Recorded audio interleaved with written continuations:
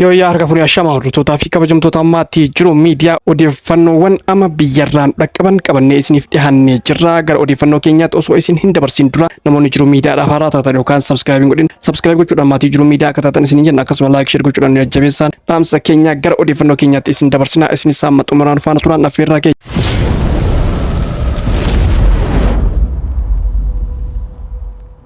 Konkolaataan Itoophiyaa hundi kana booda koodii gabatee ET jedhuu fi kaartaa Itoophiyaa maxxanfatu jedhe ministeerri geejjibaa fi loojistiikii. Gabateen haaraan konkolaataan Itoophiyaa kun barreeffama gabaabaa Itoophiyaa ibsu kan afaan Ingilizii fi qubee Gi'iiziitiin barraa'e ofirraa qabaata jedhamee jira. Qajeelfamni haaraan eenyummaasaa konkolaataan ministeera geejjibaa fi loojistiikii irra ga'e kun koodii gabatee asiin dura naannolee fi bulchiinsa magaalaatiin maxxanfame ture ni hambisa jedhamee jira. Koodiin konkolaataa haaraan kun waliigalteewwan idil addunyaa Itoophiyaan mallatteessite bu'uura kan godhatee fi qaawwa hojimaataa as dura ture guutuu qisaasama qabeenyaa hir'isuun gabateewwan konkolaataa sobaa qophaa'e tolchuu akka qophaa'e barbaachisummaa isaa kan ibsu qajeelfamichi ni dubbatama. Konkolaataan biyyattii keessa socho'an qajeelfama kana hordofee koodii wal fakkaataa kanaan socho'u jechuudha. Kutaan qajeelfama kanaa kan akeekuu fi mallattoo eenyummaa konkolaataa haaraa kana ibsu gabatee haaraan kun barreeffama gabaabaa Itoophiyaa ibsu kan qubee laatinii fi gi'iiziitiin barraa'e ofirraa ni qabaata jedhe. Dabalataan kennisa koodii kana ilaalchisee ministeerri akka jedhetti ministeerri geejjibaa fi loojistiikii qubee laatinii 3 fi lakkoofsota 4 fayyadamu lakkoofsota walitti aanan oomishee gabatee haaraa kan akka qopheessu ibsee qajeelfamni haaraan gabatee konkolaataa kun konkolaataa asiin dura biyyattii keessa jiran hundattuu hojiirra ni oola jedhamee jira. Itoophiyaatti gabatee konkolaataaf koodiin kennuu kan eegalame bara mootii Minilik lammaffaa yoo ta'u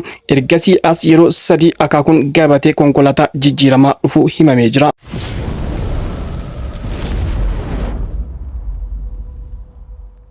Itoophiyaatti walabummaan PDC gadi bu'uun isaan yaaddessuu gamtaan Awurooppaa fi imbaasiiwwan Finfinnee jiran 14 ibsan. Guyyaan bilisummaa PDC addunyaa waggaa waggaan caamsaa 3 kabajamu sababeeffachuudhaan gamtaan Awurooppaa fi imbaasiiwwan 14 kanneen teessoo isaanii Finfinnee godhatan ibsa waloo baasaniin Itoophiyaa keessatti bilisummaan PDC haalaan gadi bu'uu isaatiin yaaddoo guddaa akka qaban ibsanii jiru. Gareen riippoortaroota daangaa maleeyyii gama isaaniitiin indeeksiin bilisummaa PDC addunyaa bara 2025 irratti bilisummaan PDC Itoophiyaa haalaan gadi bu'uu ibsee jira. Itoophiyaan qabxii 100 keessaa 36.92 galmeessuun biyyoota 180 keessa sadarkaa 145 irra argamti. Biyyoonni 14 teessumni isaanii Finfinnee ta'e ibsa waloo baasuudhaan Itoophiyaa keessatti mirgi yaada ofii bilisaan ibsachuu dhiibbaa cimaa keessa akka jiru hubannee jira.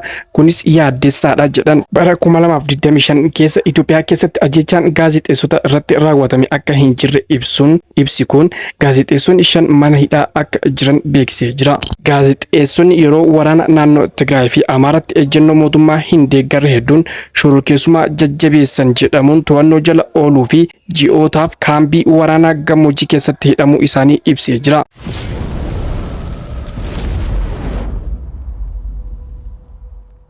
Lafti sadarkaa bittaa fi gurgurtaatti gadi bu'uu hin qabaatu jedhan dhimma imaammata lafaa Itoophiyaa itti dhiyeenyaan hayyoonni hordofan. Hayyoonni OMN dubbise gaafiin lafaa gaafii baroota dheeraaf uummanni qabsaa fi ture ta'uu himu. Bara sirna mootii lafti abbootii lafaa muraasaaf kenname uummanni bal'aan biyya isaa irratti harka abbaa lafaatti kufee ture jedhu. Qabsoo cimaa taasifameen sirni mootii kufuu hordofee dargiin gara aangootti wayita dhufu lafti kan ummataa ta'uu akka labsame yaadachiisu. Sirni dargii aangoo irraa bu'ee addaawiin gara aangootti wayita dhufu lafti kan ummataa fi mootummaa ta'ee heera irrattis tumamee itti fufee jedhu. Kun sababa malee miti kan jedhan hayyoonni uummanni qabeenya guddaa qabu lafa ta'uu himu. Lafti sadarkaa bittaa fi gurgurtaatti gadi bu'uun balaa guddaa akka qabu dubbatu hayyoon. Keessattuu uummanni Oromoo bara dheeraaf diinagdee irraa moggaafamee ture qabeenya tokkicha lafa qabaatu itti dhufuun ummata kana rakkoo hamaaf saaxiluu akka malu hubachiisan.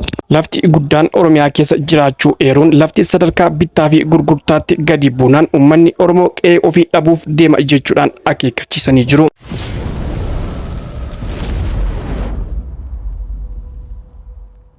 Jiraattonni naannoo Amaaraa godina Walloo kibba aanaa giddugala saayinatti gareen hidhattoota finxaaleeyyii faannoo naannicha keessa socho'uun bu'uuraalee misoomaa barbadeessaa jiru jechuudhaan mormiif hiriira bahan. Gareen hidhattoota finxaaleeyyii faannoo ofiin jedhu bu'uuraalee bishaanii dhugaatii barbadeessuun aanicha rakkoo mudachaa jira jedhan. Jiraattonni garee kana mormiif hiriira bahan jaarkaanii bishaanii qabatanii dhaadannoowwan adda addaa dhageessisaa turanii jiru.